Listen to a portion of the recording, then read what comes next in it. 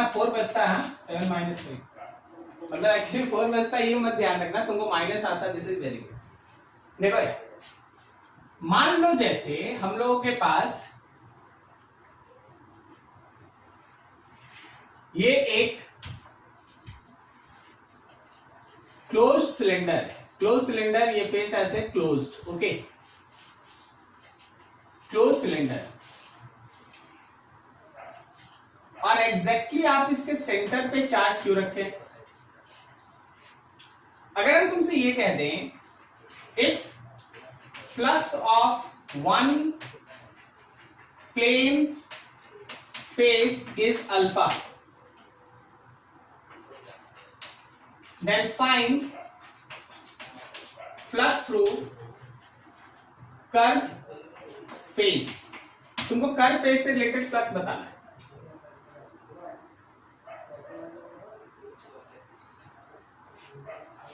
चलिए हम आपको हेल्प कर देते हैं, वही बात है 7 माइनस 3 इज इक्वल्स टू 4, सब क्या बोल रहे हैं? बिल्कुल सही। देखिए भाई जब आप टोटल फ्लक्स लिखते हैं तो वो होता है क्यू बाई एप्सिलॉन नॉट, और टोटल फ्लक्स लिखने का मतलब है प्लेन फेस और कर्व फेस तीनों को जोड़ दीजिए, प्लेन फेस और कर्व फेस, क्या सही जा रहे हैं? बिकॉज ये सेंटर पे है, सिमेट्री में है, तो अगर एक प्लेन से रिलेटेड फ्लक्स है अल्फा तो दूसरा से भी अल्फा, तो alpha plus curve surface is equals to Q by epsilon naught, इसको उधर ले जाकर माइनस कर दो, then flux through curve surface is Q by epsilon naught minus 2 alpha. क्या आप सभी को ये बात समझ में आया? ठीक है ना सबके लिए? अगला देखो,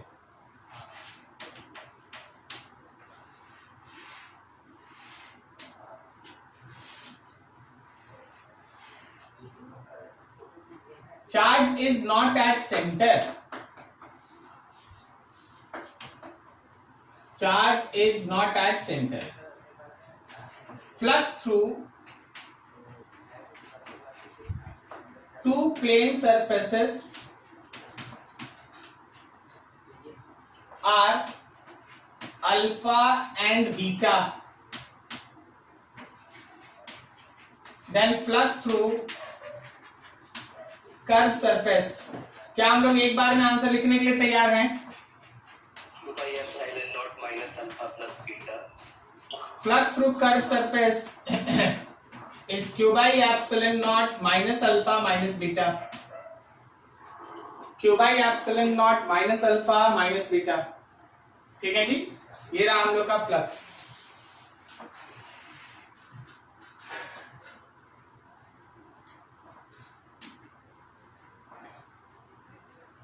Q by epsilon naught minus alpha minus beta. अगला देखना, समझ के बताना।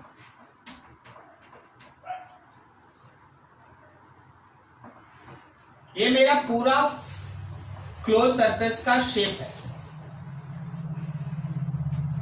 ठीक है, लेकिन हम इसमें तुम्हारे लिए क्या रखें,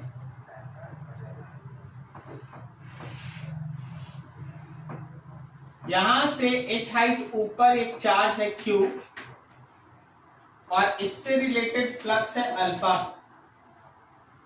तो तुमको ये बताना है कि अगर यहां पे चार्ज है Q, यहां से हाइट है h, तो इसका फ्लक्स क्या होगा? बोलो जी बोलो, समझ में आया क्वेश्चन?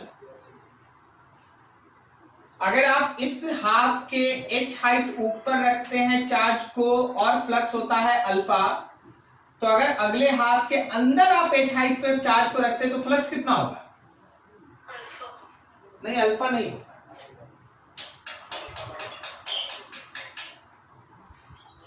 देखिए समझिए, अगर ये नीचे वाला हाफ लग जाए तो क्या total Q by epsilon not हो जाएगा? और नीचे वाले के लिए अल्फा बता दिया है, तो ऊपर वाले के लिए Q by epsilon naught minus alpha ना। तो यहां का हो गया Q by epsilon naught minus alpha. ठीक है जी।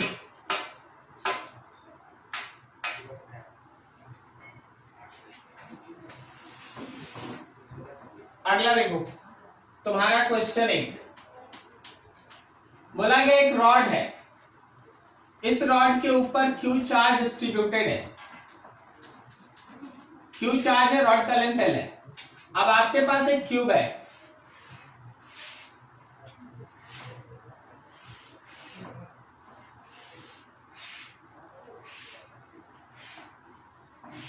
इस क्यूब का अपना एज लेंथ एल है। अब क्या बोला ना कि क्यूब के सेंटर पे रॉड का एक एंड आप बांध दीजिए। मान लीजिए रॉड का 2 एंड है, ए है और बी है, तो आप रॉड के ए एंड को आप सेंटर पे बांध दीजिए और आप रॉड के दूसरे एंड को किधर भी घुमा सकते हैं। रॉड का दूसरा एंड आप किधर भी घुमा सकते हैं। ओके, यही क्वेश्चन था ना आपका। तो बोला गया है कि मिनिमम फ्लक्स बताओ। हम तो ये बोलेंगे कि तुम ये सोचो कि मिनिमम लेंथ कितना होगा। मिनिमम लेंथ में क्या रॉड ऐसे फेस के परपेंडिकुलर हो जाएगा? मिनिमम में तो ऐसे ही ना आप फिगर बनाएंगे, रॉड जो है वो एक फेस के परपेंडिकुलर, कितना पोर्शन अंदर गया, L/2 गया, तो चार्ज कितना गया, L/2 Q/2 गया। तो इस केस में अगर आप मिनिमम फ्लक्स लिखिएगा then your enclose charge is Q/2 divided by epsilon naught. क्या बोलता है, समझ में आया? कोई बता सकता है कि मैक्सिमम कितना? डायगोनल नहीं, बोलो बोलो बोलो, बॉडी डायगोनल। क्या बॉडी डायगोनल ना? देख देख हम इसको बॉडी डायगोनल में लाते हैं, यहां से निकालते हैं। हाँ, यहां से बनाना ज्यादा इजी है, हम यहां से बनाते हैं। ऐसा बॉडी डायगोनली अगर हम उसको बाहर करेंगे तो सबसे ज्यादा लेंथ अंदर में रह जाएगा। क्या बोलता है, सही है? कितना लेंथ अंदर रह जाएगा? क्या अंदर का लेंथ √12/2 होगा? हाँ सही सही, √3L/2 होगा। अरे L √3 हो गया बॉडी डायगोनल, तो उसका आधा ना सेंटर से। तो देखो यहां जगह नहीं, हम यहां लिख देते हैं। तो इस बार मेरा आया √3L/2 लेंथ, तो चार्ज भी तो होगा √3Q/2, तो फ्लक्स होगा मैक्सिमम, और मैक्सिमम फ्लक्स होगा √3Q/2 divided by epsilon not.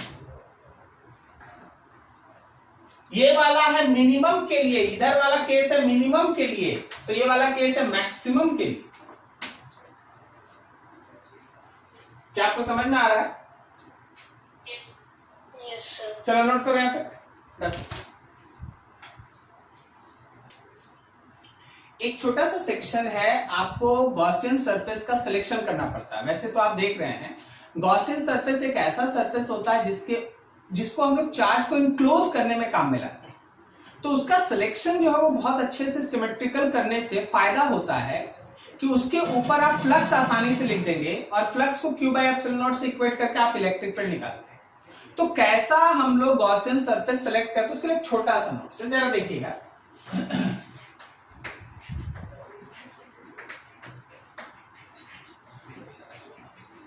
Selection of Gaussian surface. सबसे पहला, we can choose any shape of Gaussian surface। आप Gaussian surface का कोई भी शेप ले सकते हैं। तो सर फिर आप क्या पढ़ा रहे हैं? हम पढ़ा रहे हैं कि कहां आप आराम से और आसानी से क्वेश्चन बना सकते हैं, ध्यान रखिएगा। बट फॉर इजी कैलकुलेशन, जब आप एक आसान कैलकुलेशन करना चाहते हैं तो याद रखिए point charge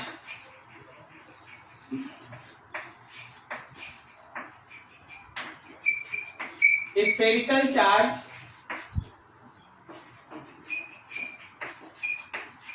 solid sphere of charge.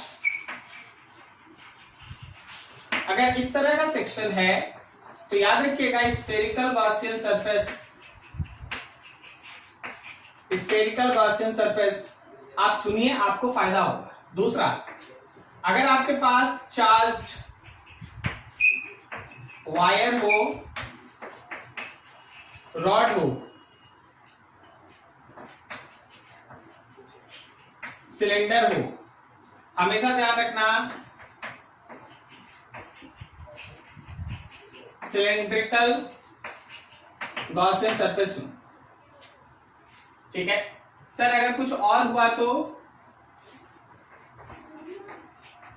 For any new shape selection ऐसे करो, selection is in such a way so that electric field is perpendicular, parallel and constant on that surface। अगर कोई नया चुनना पड़ जाए, मान लीजिए इसमें फिट नहीं होता है, कुछ नया चीज आई, तो आप इस तरह से चुनिए, आप ऐसे सेलेक्ट कीजिए कि इलेक्ट्रिक फील्ड उसके सरफेस पे परपेंडिकुलर हो या पैरेलल हो और कांस्टेंट, मतलब उस फेस पे इलेक्ट्रिक फील्ड वेरिएबल नहीं। क्या आपको मेरी बात समझ में आ रही है? मेन काम आपका यहीं से हो जाएगा, लेकिन अगर कुछ नया आता है you have to use that, हम आपको दिखाते चलेंगे सब कुछ। तो आप इस तरह से है ना कोई भी गॉसियन सरफेस चुनते हैं। ठीक है, अब आखिर इस पूरे गॉसेस थ्योरम के पढ़ाई का लॉजिकल सेंस क्या है? तो अब बात उठता है सबसे इंपॉर्टेंट बात का, और वो है इस गॉसेस थ्योरम का एप्लीकेशन। गॉसेस थ्योरम के हेल्प से हम लोग इलेक्ट्रिक फील्ड इंटेंसिटी का value in case of charge distribution calculate करते हैं।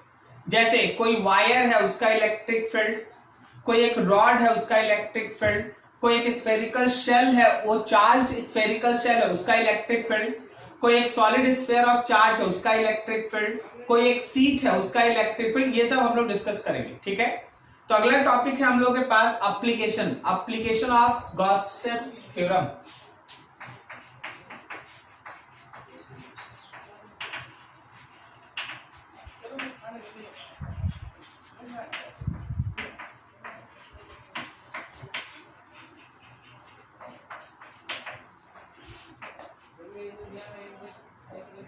एप्लीकेशन ऑफ गॉसेस थ्योरम, सबसे पहला derivation for electric field intensity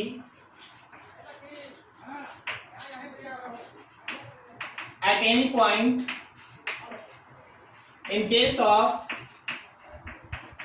uniform charged infinite long wire।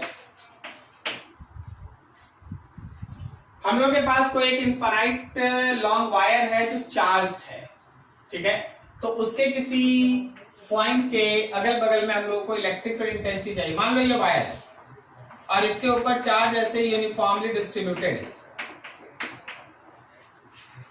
Wire having linear charge density lambda, charge पर length lambda है। अब मान ले जैसे यहां से r डिस्टेंस अवे आपको इलेक्ट्रिक फील्ड चाहिए, तो बता अगर हम लोगों के पास चार्ज वायर है तो गॉसियन सरफेस कैसा चुनना हम लोग को? सिलेंड्रिकल। तो आप एक सिलेंड्रिकल गॉसियन सरफेस का सिलेक्शन कर लें।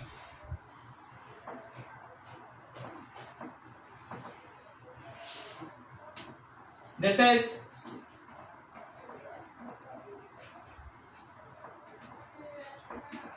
Cylindrical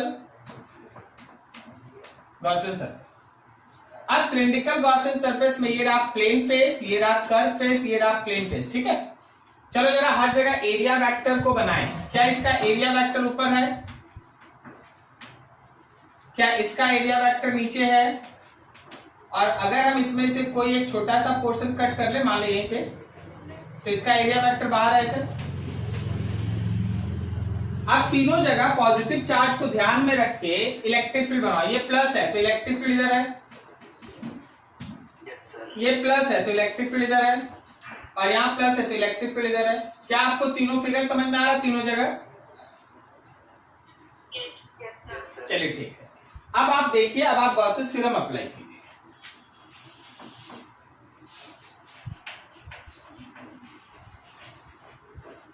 Applying Gaussian theorem, then flux will be equals to Q enclosed by epsilon naught।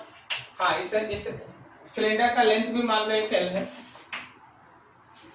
Flux जब आप लिखेंगे तो आप यहां पे लिखेंगे flux through plane face,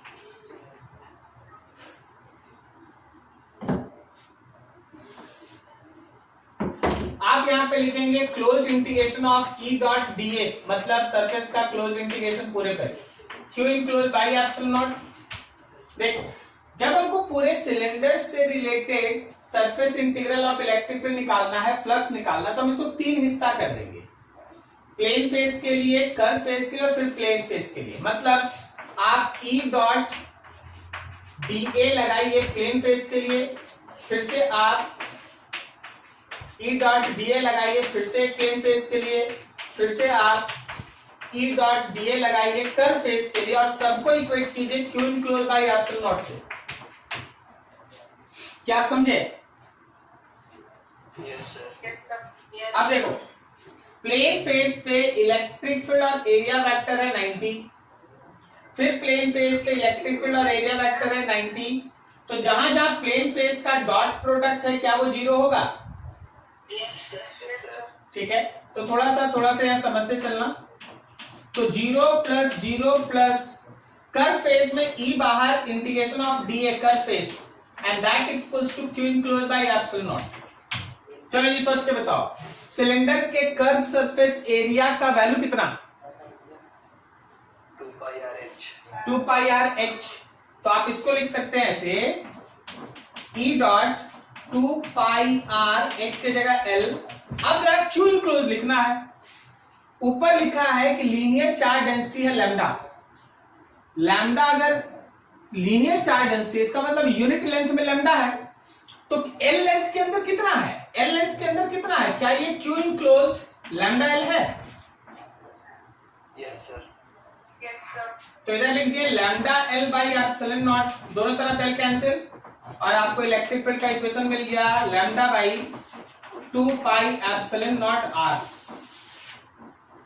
lambda by 2 pi epsilon not R। कोई भी अगर मेरे पास इनफाइनाइटली लॉन्ग चार्ज्ड वायर है, इनफाइनाइटली लॉन्ग चार्ज्ड वायर है, तो उस चार्ज वायर से R distance away electric field intensity का वैल्यू होता है lambda by 2 pi epsilon not R। अगर तुम चाहो 1 बाई 4 पाई एप्सिलॉन नॉट के फॉर्म में लिखना, तो आप इसी को लिख सकते हैं 1 by 4 pi epsilon not 2 lambda by R। 1 by 4 pi epsilon not 2 lambda by R। बात देखिए, ठीक है, नोट करो बात।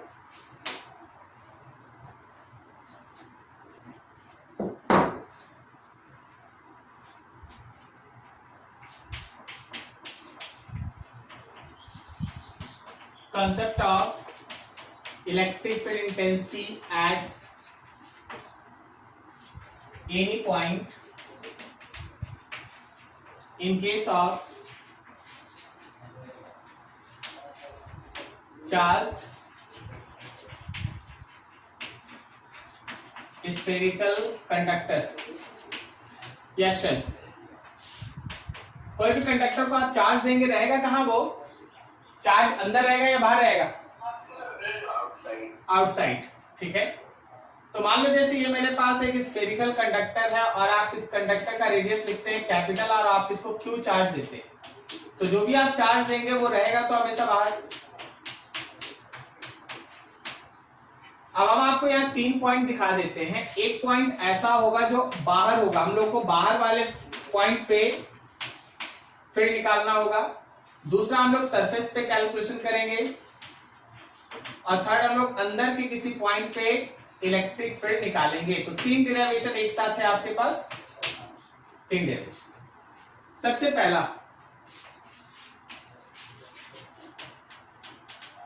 ए point is outside the surface, अगर पॉइंट सरफेस के बाहर है मतलब पॉइंट का जो डिस्टेंस है वो रेडियस ऑफ स्फीयर से बड़ा है, पॉइंट का जो सेंटर से डिस्टेंस है वो रेडियस ऑफ स्फीयर से बड़ा है। तो जरा गौर करना भाई, ये स्फेरिकल सेल रेडियस आर, इसको आप चार्ज देके रखे हैं Q,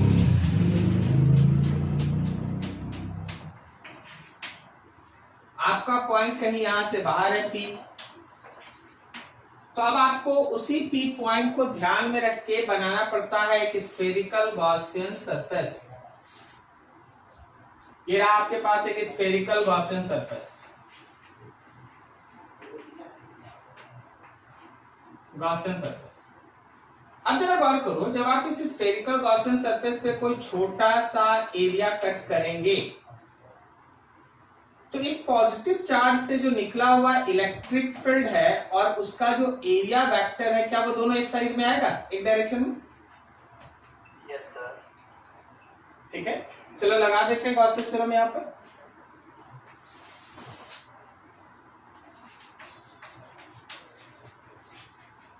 applying Gaussian theorem, flux is equals to q enclosed by epsilon and flux is closed integration of E dot dA is q enclosed by epsilon naught। यहां पे देखना जो E का डायरेक्शन है वही dA का डायरेक्शन है, तो E dA और दोनों का डायरेक्शन सेम होने से cos 0 degree,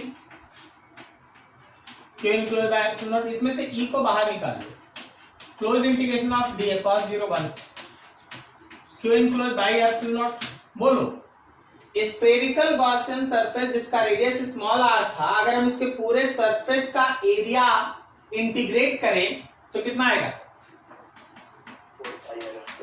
4 pi r square. अब आगे भी सुनो, अंदर का चार्ज क्यू है तो इस गॉसियन सरफेस के अंदर का इनक्लोज चार्ज क्यू ही है ना,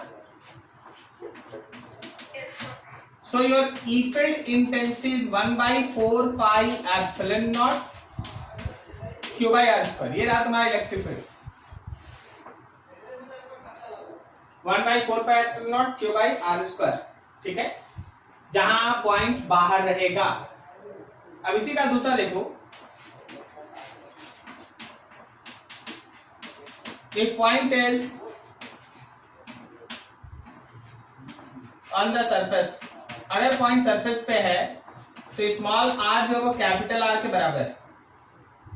अगर ये पॉइंट सरफेस पे आ गया है तो स्मॉल आर कैपिटल आर के बराबर है, और ऐसे सिचुएशन में the equation becomes 1/4 pi epsilon naught Q by are square.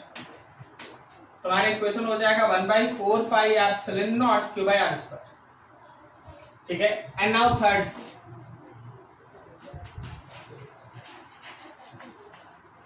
एक पॉइंट इज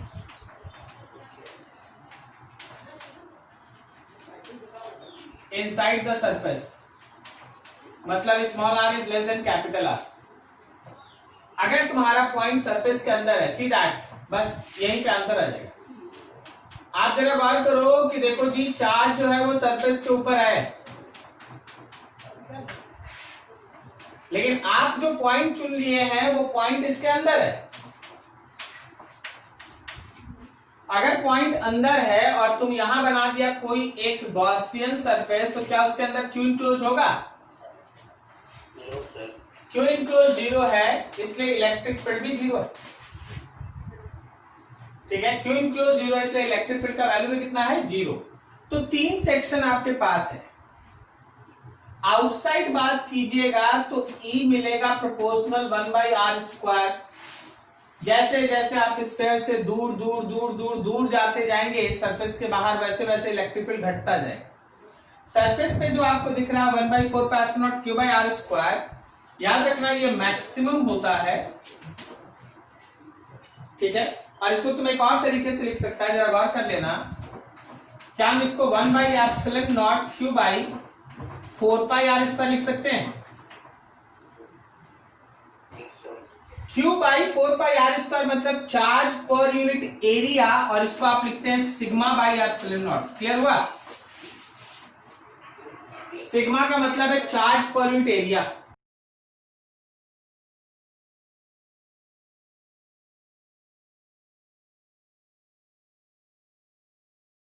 अगर आप ग्राफिकल एनालिसिस करेंगे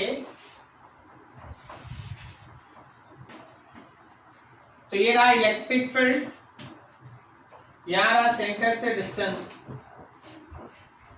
r equals to 0, r equals to capital R और फिर r greater than capital R। देख, जब आप 0 से लेके कैपिटल R तक चलते हैं तो आप एक्चुअली अंदर में हैं और आपका इलेक्ट्रिक फील्ड है 0।